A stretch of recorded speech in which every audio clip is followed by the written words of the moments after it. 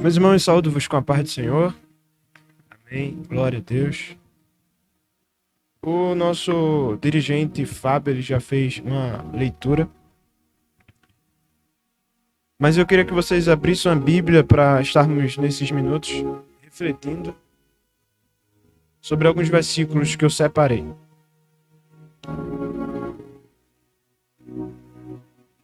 Eu queria pedir para a Késia rapidamente abaixar um pouquinho o fundo musical. Ficou muito alto. Livro de Números, capítulo 5.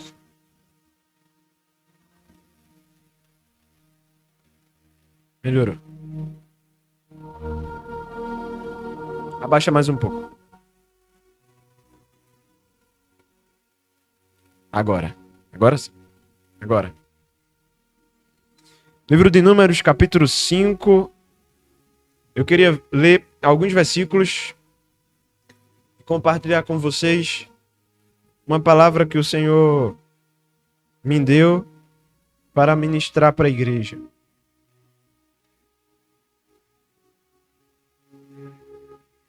Vamos ler comigo os versículos 12, 13 e 14.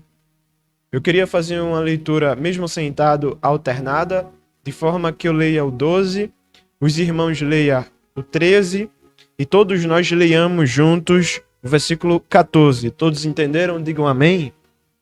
Amém. Diz assim o versículo 12. Fala aos filhos de Israel e diz-lhes: quando a mulher de alguém se desviar e prevaricar contra ele, os irmãos...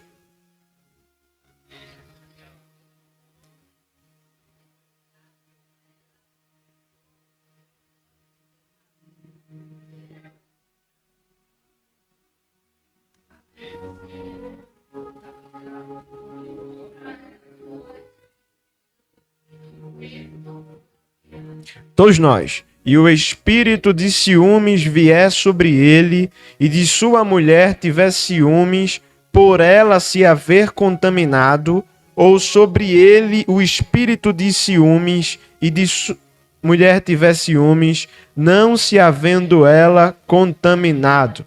Agora vamos ler também o versículo 15, todos nós. Então aquele homem trará a sua mulher perante o sacerdote, e juntamente trará a sua oferta por ela, 1/10 de efa de farinha de cevada, sobre a qual não deitará azeite, nem sobre ela porá incenso, porquanto é oferta de manjares por ciúmes, oferta memorativa que traz a iniquidade em memória. Quantos dizem amém? Amém, meus irmãos. O livro de Números é repleto de experiências que Moisés havia passado e compartilhou nesse livro, que é uma composição dos 5 primeiros livros que eles escreveram, chamado também de Pentateuco, dentre eles Gênesis, Êxodo, Levíticos, Números e Deuteronômio. Nesse caso, em especial nesse livro, Moisés ele reserva para falar coisas numéricas sobre o povo e aproveita para contar algumas histórias interessantes. Em especial, todas as vezes que eu leio esse livro, o livro de Números, eu encontro algumas reflexões, mensagens, impactos, porque é um livro pouco abordado dentro da igreja. Às vezes, quando a pessoa começa a ler ele, por falar da genealogia, ele começa falando do número da tribo de cada pessoa que compunha a nação de Israel. As pessoas cansam porque é um livro muito numérico. Mas, dentro dos capítulos posteriores, tem algumas histórias que chamam a atenção. Entre elas, algumas histórias que falam sobre as leis, sobre os costumes e sobre as ordenanças que Deus revelara para que Moisés colocasse no meio do povo de Deus. E é interessante pontuar, antes de tudo, que Deus separou e escolheu aquele povo para habitar no meio dele. Assim como Deus separou a igreja, assim como Deus comparou-a como uma noiva que deveria ser santa, pura, ataviada e preparada para o encontro com o esposo, Deus separou o povo de Israel naquela geração para ser um povo separado, a fim de que ele fizesse habitação no meio do seu povo. E se você parar para ler os primeiros versículos, você vai encontrar Deus dizendo a Moisés: ordena aos filhos de Israel que lancem fora do arraial a todo leproso, a todo que padece de fluxo, e a todo imundo por causa do contato com algo morto. Ou seja, qualquer pessoa que tivesse manchas e fosse condenada de lepra deveria ser afastada do arraial. Também toda pessoa que tivesse algum contato com defunto era para ser afastada do arraial. Hoje é normal a gente ver nos Instagrams da vida postagens de pessoas mortas. Parece que as pessoas gostam de ver acidentes e notícias ruins, mas antes, para o povo, Deus tinha dito: eu não quero que ninguém sequer toque um morto, porque vocês são santos e separados. Aliás, eu não quero que ninguém tenha nenhuma coisa errônea, e se tiver, vão ser afastados do arraial. Alguns vão ser apedrejados, mortos, para que seja notório que a habitação onde eu desejo estar precisa ser totalmente pura, santa e imaculada. Deus não habita e não permanece em nenhum lugar onde há impureza, seja física ou espiritual. É bem verdade, eu mesmo tenho experimentado que na presença de Deus não há impureza. Se você está enfermo e entra na presença de Deus, há de ser curado. Se você está fraco na fé e entra na presença de Deus, há de ser fortalecido, porque na presença de Deus não há nenhuma impureza. O escritor continua, Moisés, dizendo que o homem deveria ser lançado fora do arraial para que não contaminem os seus arraiais, no meio dos quais eu habito. O Senhor fala assim com Moisés: afastem qualquer um que façam ou cometam qualquer uma dessas coisas, porque eu habito no meio do arraial. E é interessante porque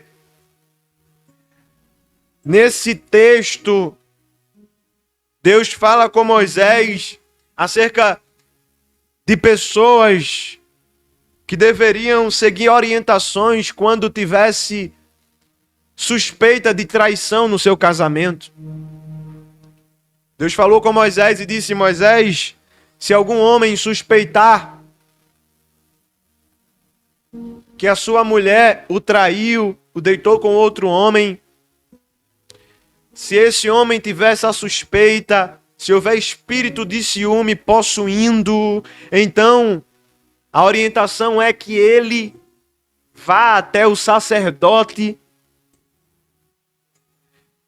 e o sacerdote fará algumas coisas que deixará claro se a mulher cometeu ou não cometeu adultério. A forma pela qual a revelação do pecado ou não pecado iria ser demonstrada me chamou bastante atenção.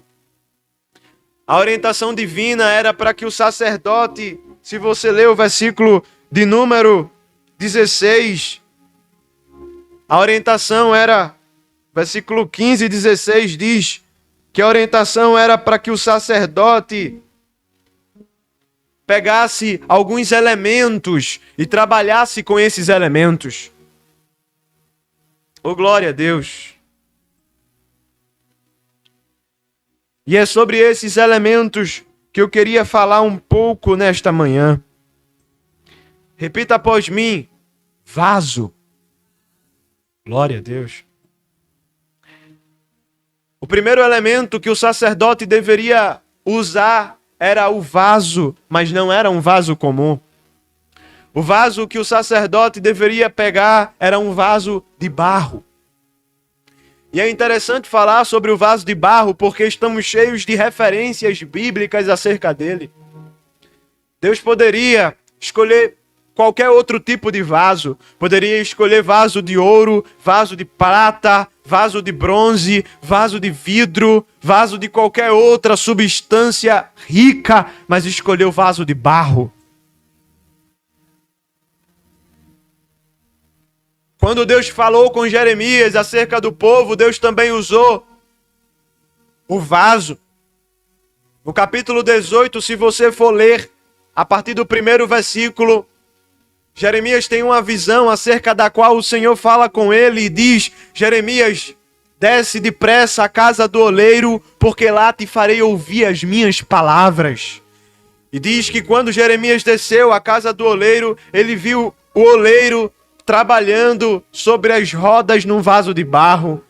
E imediatamente o vaso quebra na mão do oleiro e ele começa a fazer outro vaso melhor, conforme lhe pareceu bem aos seus olhos fazer. Então veio a palavra a Jeremias dizendo: não poderia eu fazer de vós como este oleiro faz com o vaso? Assim diz o Senhor, que assim como o oleiro faz com o vaso, assim sou eu com o meu povo. No livro de 2 Coríntios, capítulo 4, versículos 7 ao 9, se você for ler, o apóstolo Paulo também fala sobre o vaso de barro, e ele começa a narrar e a afirmar que Deus escondeu as esplêndidas coisas do seu reino, as coisas bonitas, as coisas excelentes da sua salvação, e Deus escondeu para pôr dentro de vasos de barro, para que a excelência e a glória fosse dele. O fato de Deus escolher vaso de barro e não vaso de ouro, é porque o ouro brilha demais, o ouro recebe muita atenção, mas o vaso de barro não. O fato de Deus escolher vaso de barro e não vaso de vidro é porque qualquer coisinha o vidro se quebra, e quando se quebra é difícil de ser consertado, mas o vaso de barro é resistente, e quando quebra o oleiro sabe consertar.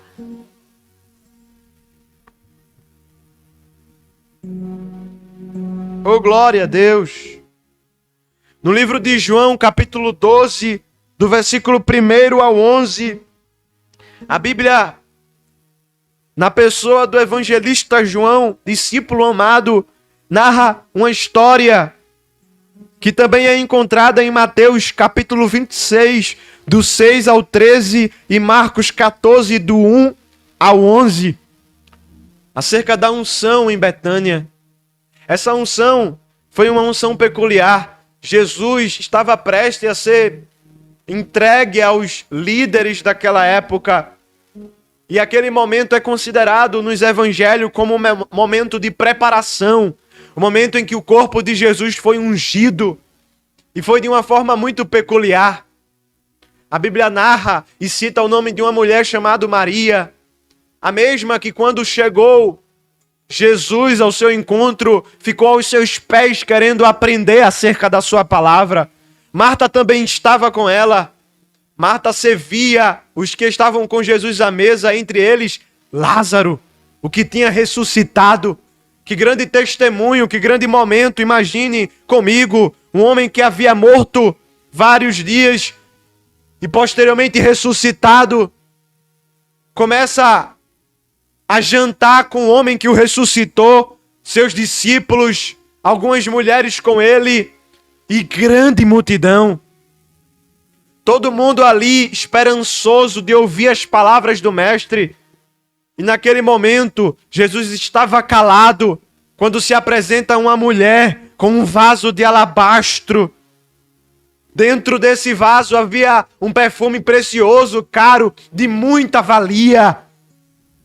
A Bíblia fala que o perfume era de nardo puro, unguento, de tal forma que alguns evangelistas, quando narraram, disse que ela colocou aos pés de Jesus aquele unguento.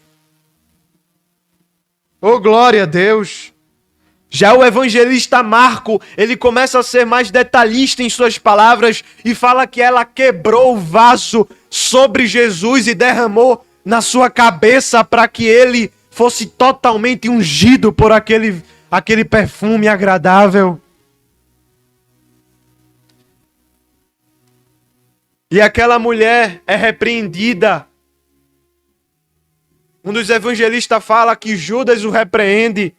Os outros dois falam que, de forma geral, todos o repreendem porque o líquido que estava dentro daquele vaso era precioso.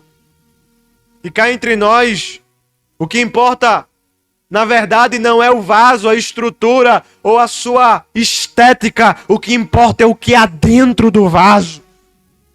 Deus não está preocupado com a sua aparência, com as suas habilidades, com o que você consegue fazer. Deus está preocupado com a intenção dentro do teu coração.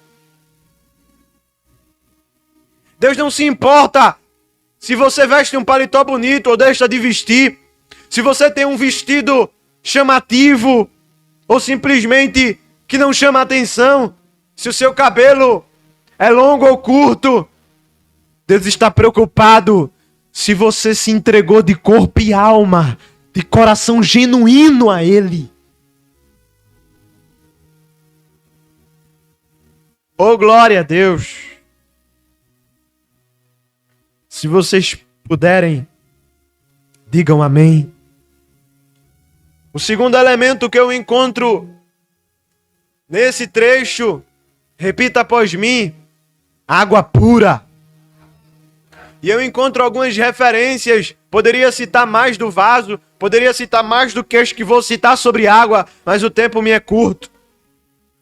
Se você observar, a água sempre foi algo muito peculiar nas Escrituras. Em primeiro lugar, o mesmo evangelista fala dela no capítulo 13, versículo 5 do Evangelho segundo João, quando recebe na sua narração Nicodemos com Jesus, e Jesus fala palavras sobre o novo nascimento.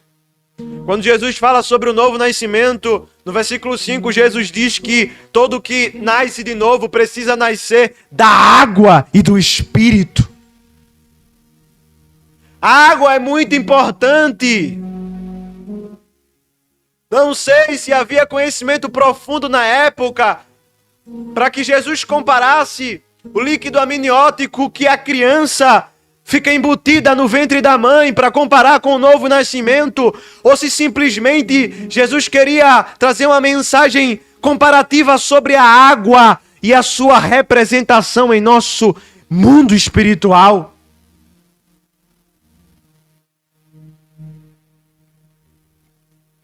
A água está presente desde o início. No livro de Gênesis, capítulo 1, quando Moisés narra sobre a criação, ele diz: no princípio criou Deus os céus e a terra.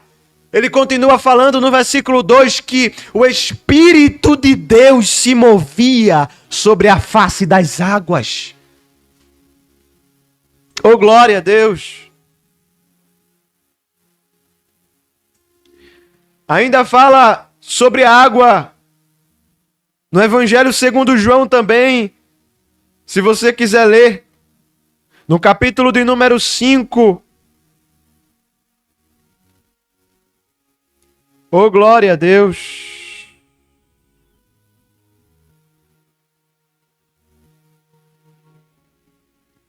Evangelho segundo João, capítulo 5.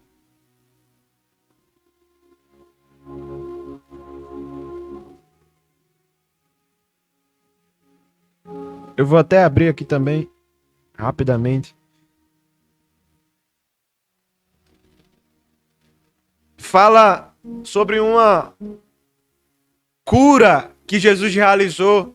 E essa cura é bastante interessante. Eu estava pensando ontem sobre a importância da água, o significado, a representação. E eu lembrei desse momento em que Jesus vai até um lugar chamado Como é o nome, irmãos? Betesda. Na verdade, nesse lugar havia um tanque de águas.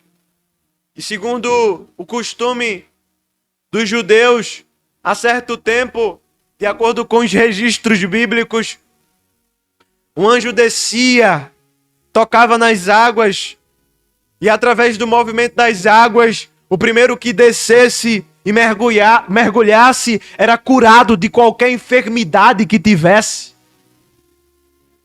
O que deixa-nos claro que o anjo poderia tocar direto no paralítico, no aleijado, no enfermo que precisasse a cura. O anjo poderia usar alguém, mas ele usa a água, porque a água também é representação de cura. Oh, glória a Deus! Oh, glória a Deus! A água representa muito mais do que um líquido que sacia a nossa sede. Se você também for folhear a palavra no mesmo evangelho, mas no capítulo 16, ou melhor, capítulo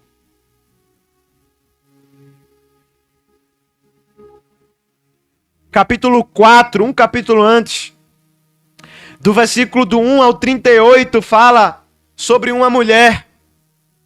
Aliás, para começar a história, Jesus estava sozinho porque os seus discípulos tinham ido à cidade comprar alguma coisa para comer. Ele já tinha passado muitos dias com os discípulos, estava com fome, cansado.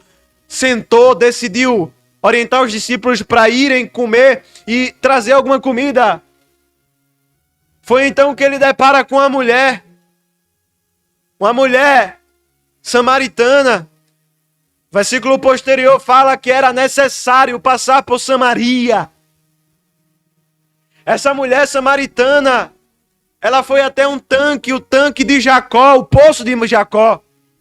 Esse poço era um poço muito especial, representativo. Lembrava acerca de uma história antiga. Quando a mulher foi pegar água naquele poço, ela encontra Jesus. E então Jesus olha para aquela mulher e diz: mulher, dá-me de beber. Oh, glória a Deus. Quando Jesus escuta, ou melhor, quando aquela mulher escuta Jesus, ela pergunta: como que é que pode, sendo você judeu, me pedindo de beber água, sendo eu mulher samaritana? Porque naquela época os judeus não se comunicavam com os samaritanos.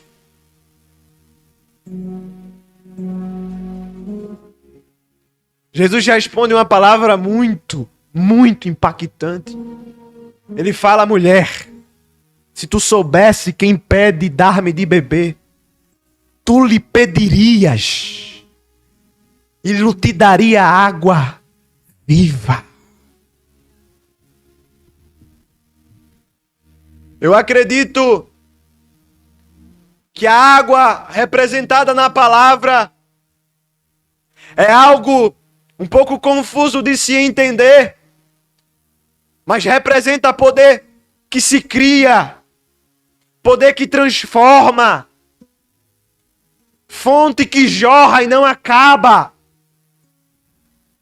Aquela mulher falou: como é que tu podes ter uma água melhor do que a de Jacó? Porque Jacó cavou. Tem uma história importante. Jesus fala: a água que tu pega e bebe te faz voltar a ter sede, mas a água que eu dou você bebe e nunca mais tem sede, porque dentro de você essa água faz uma fonte que jorra até a vida eterna. Oh, glória a Deus!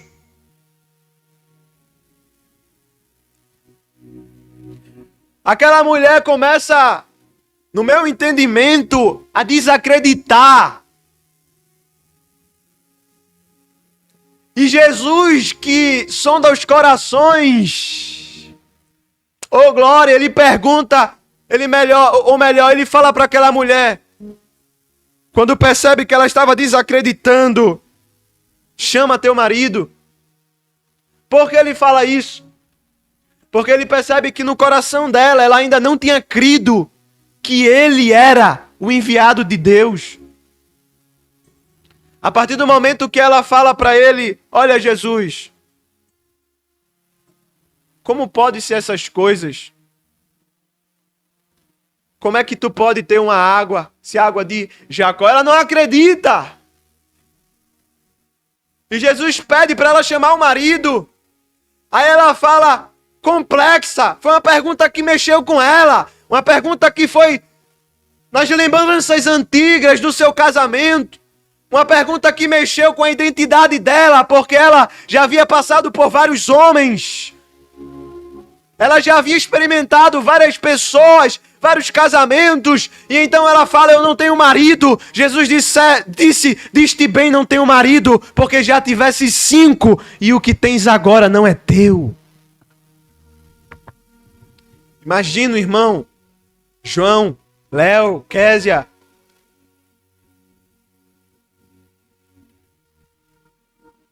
Eu imagino uma perturbação no coração, desespero, meu Deus. Como é que ele sabe de algo que eu nunca contei a ninguém? Oh, glória a Deus. Porque Deus conhece o profundo. Aleluia. Aí ela responde, veja a resposta dela. Vejo que tu és profeta. Sabe por que ela respondeu isso? Jesus não falou do casamento dela para perturbar ela. Jesus falou do casamento para que ela entendesse que ele conhece ela. Vejo que tu és profeta.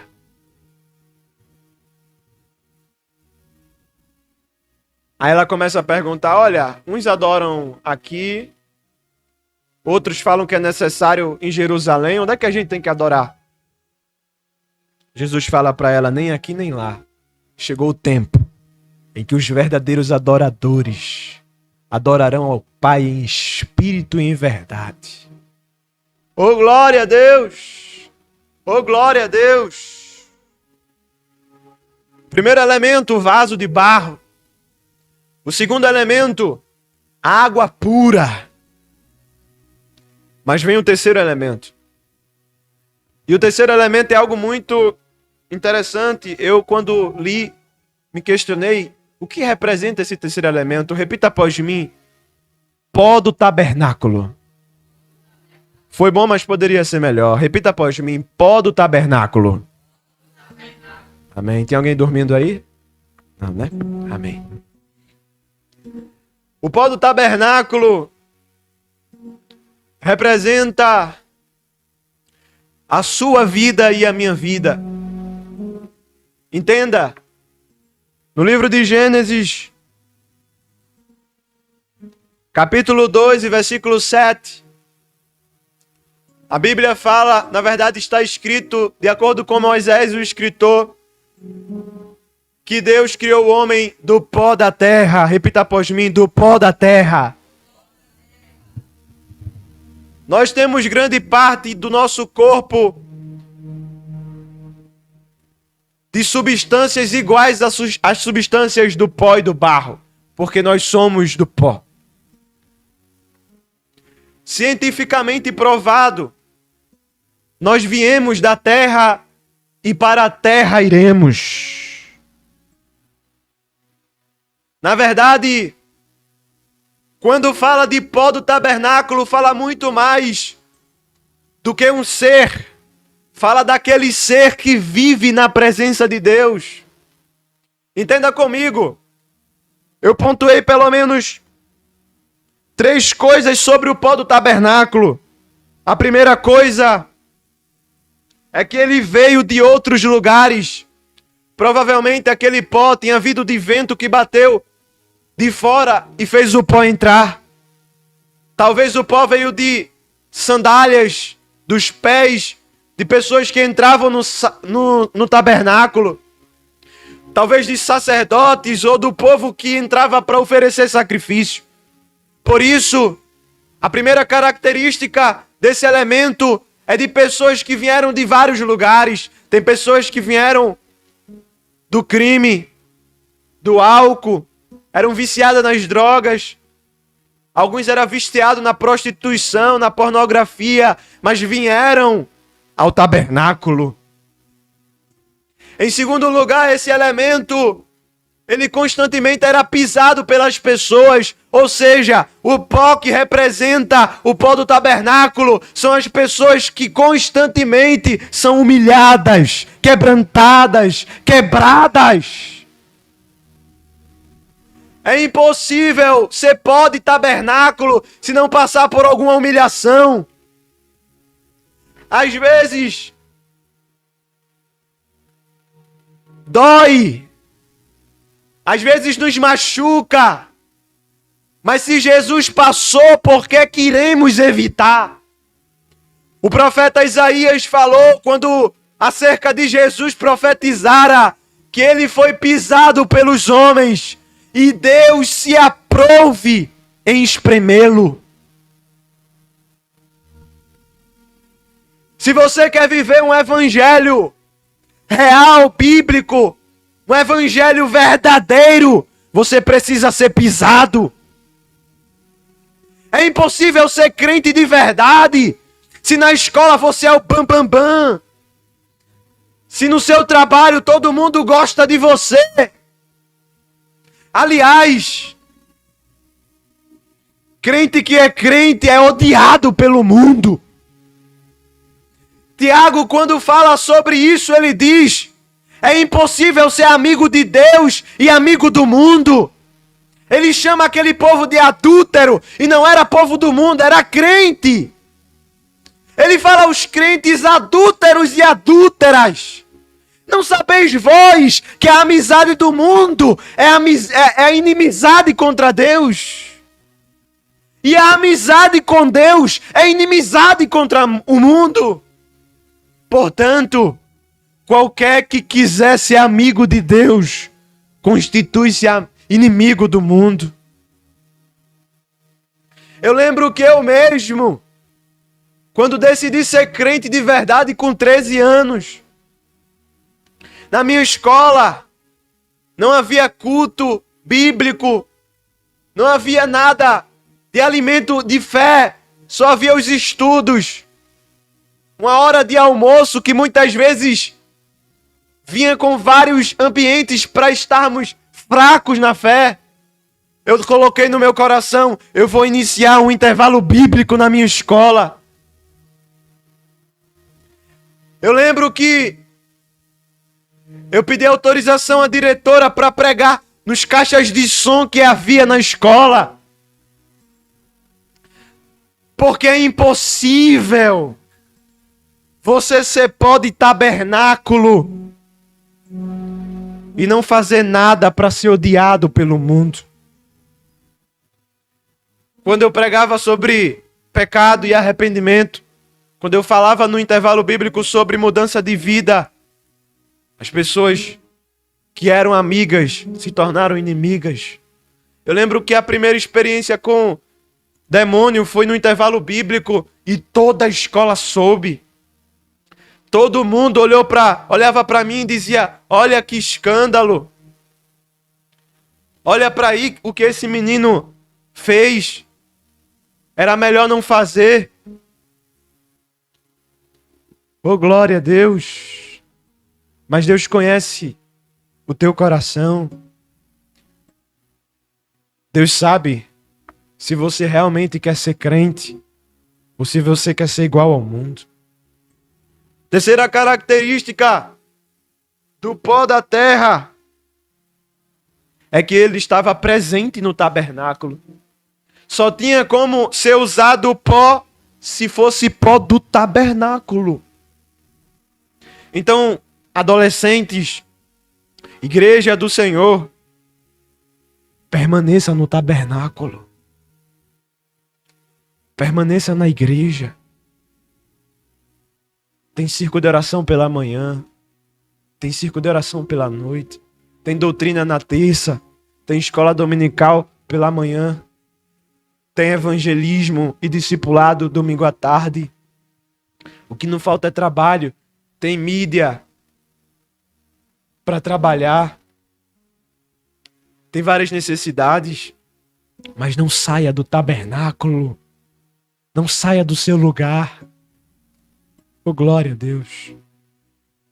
Com a autorização do nosso irmão Fábio, vamos ficar em pé. Eu vou finalizar agora.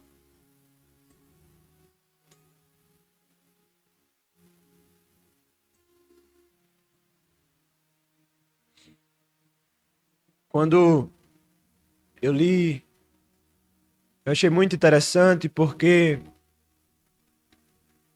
a orientação do Senhor, Pedro, era para que pegasse o vaso de barro, colocasse água pura dentro dele, misturasse com o pó do tabernáculo e entregasse à mulher. E aquela água, aquele vaso possuía água amaldiçoante. Por quê? Se você ler, você vai ver que aquelas águas amaldiçoantes era chamada assim porque tinha a capacidade de amaldiçoar a mulher que tinha cometido adultério. Aliás, se a mulher tivesse realmente cometido, duas coisas aconteceria com ela. Repita após mim, duas coisas. A primeira, a sua coxa decaía. Repita após mim, decaía a coxa. E tinha outra coisa que acontecia com a mulher. Repita após mim, inchar o ventre. Há duas coisas que acontecem com um crente que passa por uma avaliação espiritual. A primeira coisa é que ele fica coxo. E coxo é diferente de paralítico. O paralítico não consegue andar. Já o coxo ele anda assim. Ou seja, tá um pé na igreja e um pé fora. Serve a Deus na igreja e na escola não serve. As pessoas olham e dizem, é crente aqui na igreja, porque veste como crente. Mas lá na escola, quando olha, ninguém fala, ninguém percebe, ninguém vê a diferença. É coxo. E a segunda coisa é que o seu ventre incha. O ventre da pessoa que passa por uma avaliação e diagnóstico espiritual e é reprovada, ela é inchado, ou seja, ela não dá fruto. Chama para a equipe de mídia e não faz nada. Fábio não tem nem opção para chamar para alguém ajudar ele aqui, porque ninguém está disponível, ninguém dá fruto. Não tem ninguém para chegar cedo para orar. Não tem a capacidade de passar 1 hora em oração. Mesma coisa era com os discípulos. Jesus, quando passou a noite de oração, era a última noite dele, no Monte das Oliveiras. Ele fala, minha alma está triste, e essa tristeza é uma tristeza de morrer. Vigiem comigo, orem comigo. O que acontece é que daqui a 1 hora ele olha todo mundo dormindo. Pedro lá cambaleando. Jesus olha para Pedro e diz, 1 hora não consegues vigiar. Vigiai e orai. Porque na verdade o espírito está pronto, mas a carne é fraca. Fraqueza. Coxo.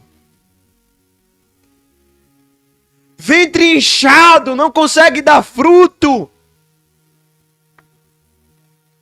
Oh glória! Oh glória a Deus!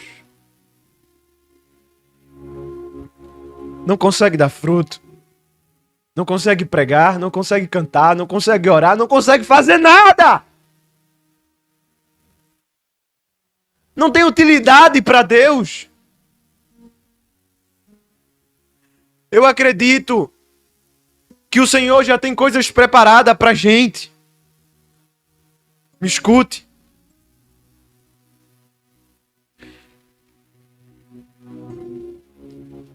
Israel tem 5 meses.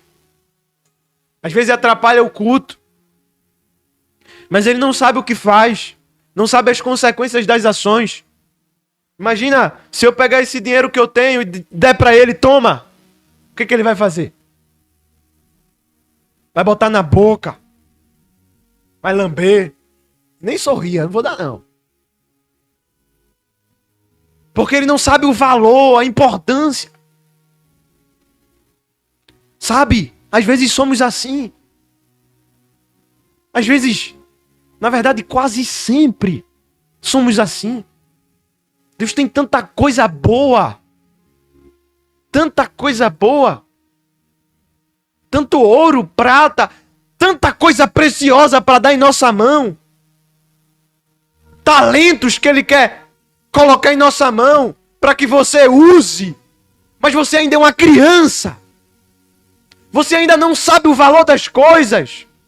E quando Deus pede para você ficar em oração, não é para que você fique falando ao ar, monótono. É para que o seu coração cresça na graça. É para que você cresça e saia do nível infantil.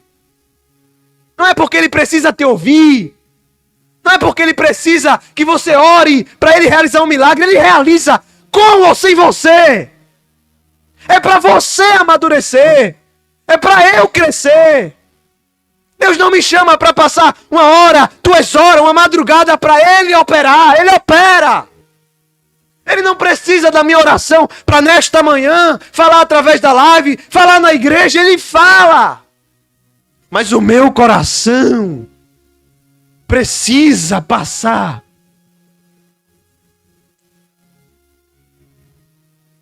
por uma experiência com Ele.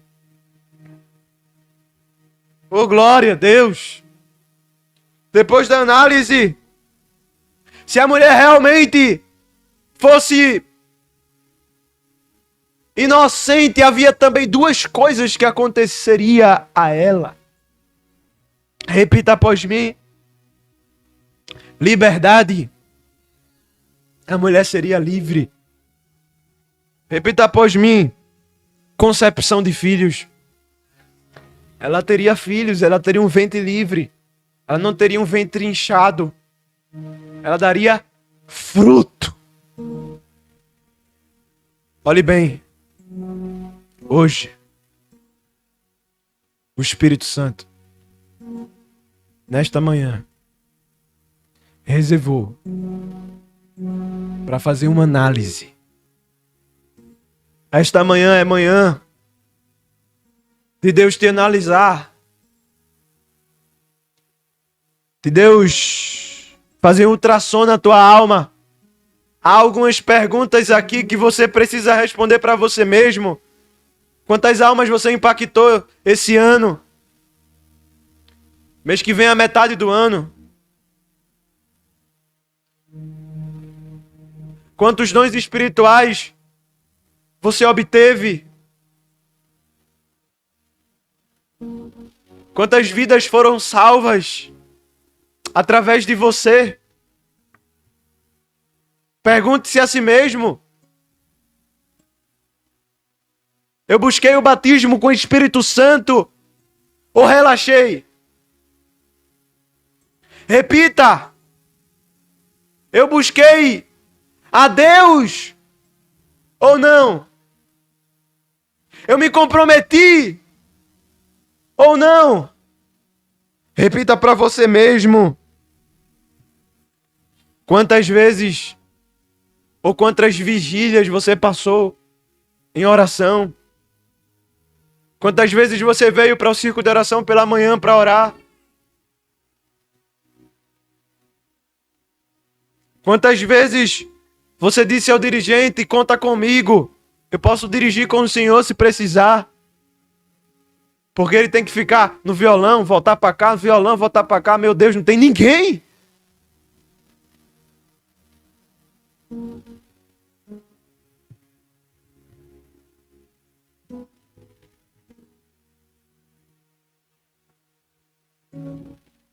Liberdade.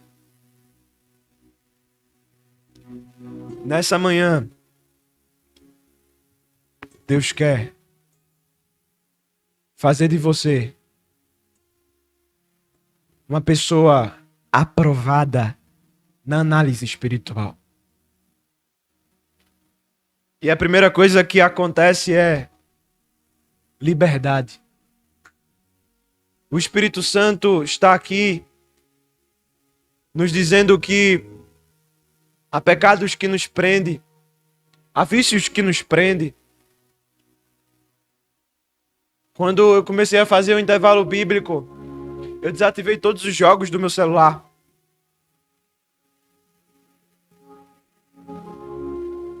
Eu deixei de frequentar muitos lugares. As pessoas me chamavam para ir a uma pelada. As pessoas me chamavam para sair. E não é que eu não gostava disso, mas é porque eu tinha algo muito importante. Eu tinha um compromisso maior. Algo me dava mais prazer. Algo me chamava mais atenção.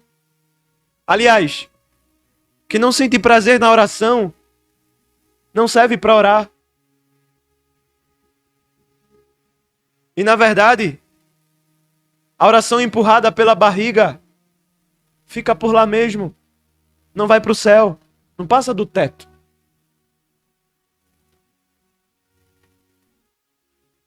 Não tem como trazer uma palavra dessa sem falar sobre oração. Porque desaprendemos a orar. Olhe para cá. Concepção de filhos. Você precisa sair dessa consagração. O Espírito Santo te convida, o Senhor te convida a sair deste lugar com a certeza de que vai trazer outro. Com a certeza de que eu vou impactar mais alguém. Eu vou falar para alguém, eu vou anunciar para alguém, eu vou pregar para alguém. Eu vou trazer mais pessoas.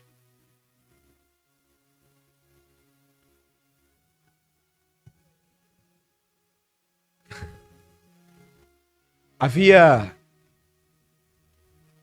oh glória, uma mulher chamada Katrin Kuhlman, ela faleceu.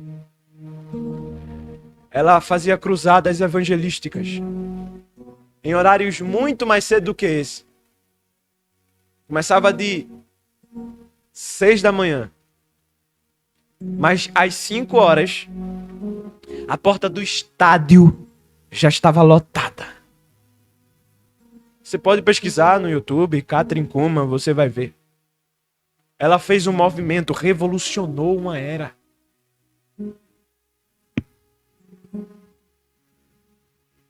E ela veio da onde? Ela veio de uma igreja metodista.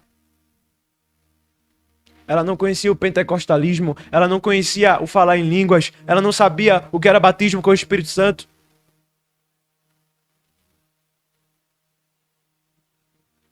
Ou seja, o que eu quero dizer com isso é que não importa quem você seja, não importa quem eu seja, Deus quer começar uma revolução através da gente. Não importa se você não tem muitas habilidades. Aliás, ela não tinha nenhuma. Não sabia cantar, não sabia pregar, não sabia nada. Mas ela disse a Deus que se Deus ainda fazia reciclagem, Ele podia usar ela. E é impressionante.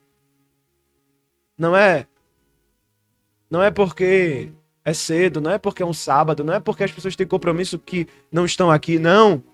É porque aqui não é mais lugar de unção como era. Não é mais lugar de milagre como era. Eu duvido que se eu tivesse a unção dos apóstolos, esse templo não estaria lotado. Haveria pessoas nas portas nesse mesmo horário.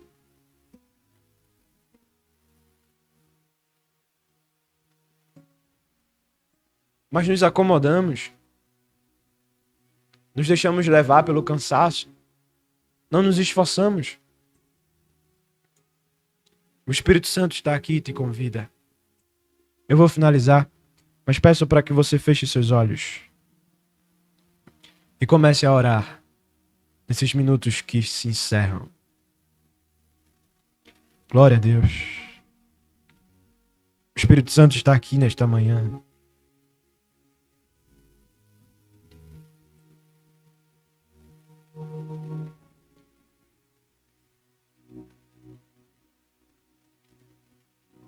Aleluia. Continue em oração. Mas o Espírito Santo me faz lembrar que quando Jesus ele revela o estado daquela mulher samaritana, oh glória a Deus, seus discípulos voltam e ele fala para os discípulos: vocês não diz que faltam 4 meses para a colheita? Eu, porém, vos digo, levantai os vossos olhos e vede os campos que estão prontos para a colheita. Jesus certa vez também falou: muitos são, muito grande é a seara, mas pouco são os trabalhadores. Não importa se você é mulher ou homem, baixa, baixo ou alto, alta. Nesse momento o Espírito Santo te convida a dizer: eis-me aqui.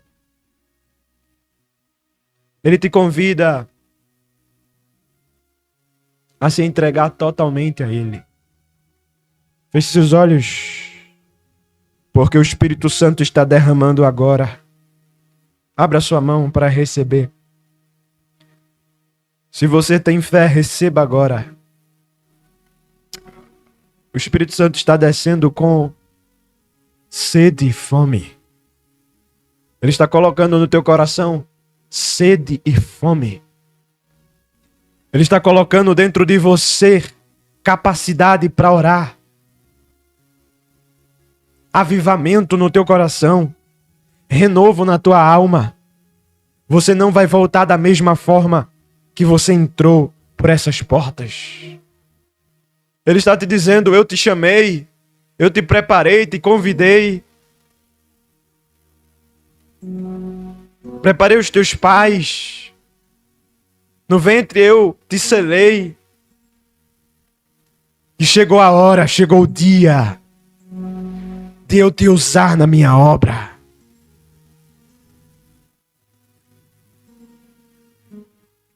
Te prepara, porque eu começarei a te chamar para a oração. Sentirás incômodo e vontade de dobrar os joelhos. E eu te aviso que haverá vozes na tua mente. Haverá vontades no teu coração. Vozes para te lembrar atividades, para te fazer esquecer da oração. Vontades de comer, vontades de se alimentar, mas quando eu te chamar, vai à oração. Te chamarei durante os dias que se passam e te chamarei pelas madrugadas que se vão. Já preparei momentos contigo. Oh, glória a Deus. Oh, glória a Deus. Já tenho reservado uma obra para você. Já tenho preparado para você um povo. Já tenho separado para você um talento. Oh, glória a Deus. Mas eu coloco agora nas tuas mãos ferramentas espirituais, armaduras espirituais, porque irás batalhar, irás enfrentar pelejas, guerras. E nessas guerras tu não terás que pelejar. Eu, o Senhor, pelejarei por você. Oh, glória a Deus. Oh, glória a Deus. Quero convidar aqui à frente para fazer uma oração. Fique de olho fechado. E se você sente que precisa de um renovo espiritual, vem aqui à frente. Eu vou orar por você.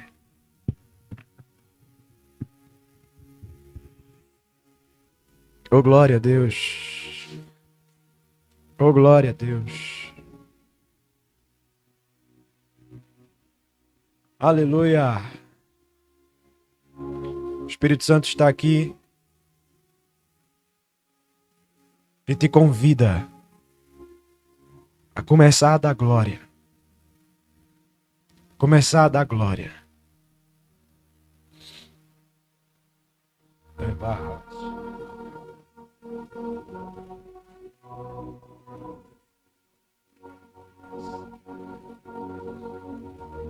Pleve assolte o comunútia.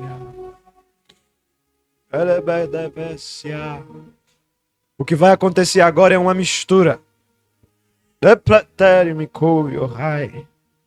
A mistura da água pura com o pó do tabernáculo. O Senhor está dizendo, você é pó, mas a água está aqui.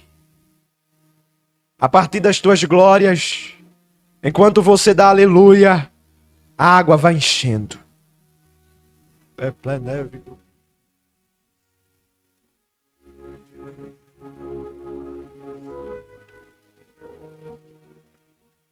Não deixe de dar glória.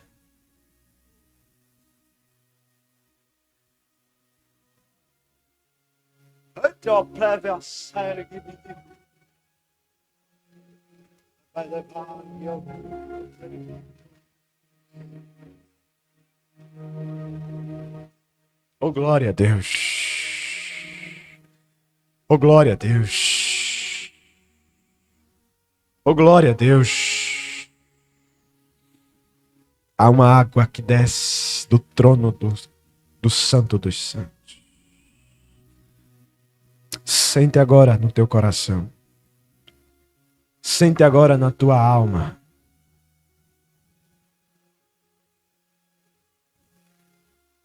Essa mistura, aleluia, da água pura com o pó do tabernáculo.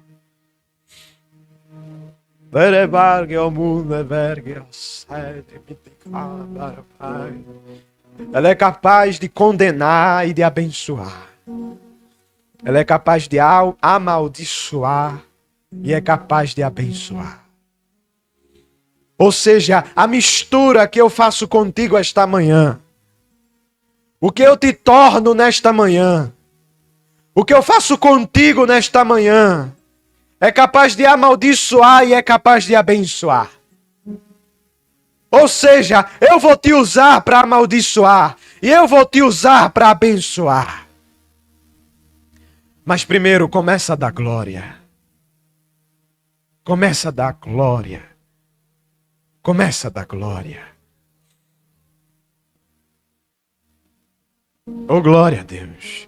Se você nunca mais falou em línguas, começa a dar glória. Começa a sentir o Espírito Santo. Sentir a presença dele. Oh, glória a Deus. Se você não é batizado, começa a dar glória. Aleluia. Começa a adorar porque o Senhor quer te batizar esta manhã. Oh, glória a Deus. Oh, glória a Deus. Se você já fala em línguas, começa a falar em línguas. Fale em línguas espirituais com Deus esta manhã. O Senhor te convida a transbordar. Você não pode sair daqui menos do que transbordante. Oh, glória a Jesus. Senhor Deus, eu te apresento agora. Te apresento agora cada um que está aqui. Te apresento a vida de Késia. Te apresento a vida de Fábio. Te apresento a vida da tua filha. E te peço, Senhor, um renovo espiritual. Em nome de Jesus. Em nome de Jesus. Agora eu te peço, enche. Enche. Enche com o Espírito Santo e com fogo. Enche, Senhor, de autoridade e ousadia. Oh, glória a Deus! De capacidade espiritual. Enche de discernimento. Traz dons e talentos espirituais esta manhã. Oramos a Ti. Em nome de Jesus. Que esta mocidade prospere.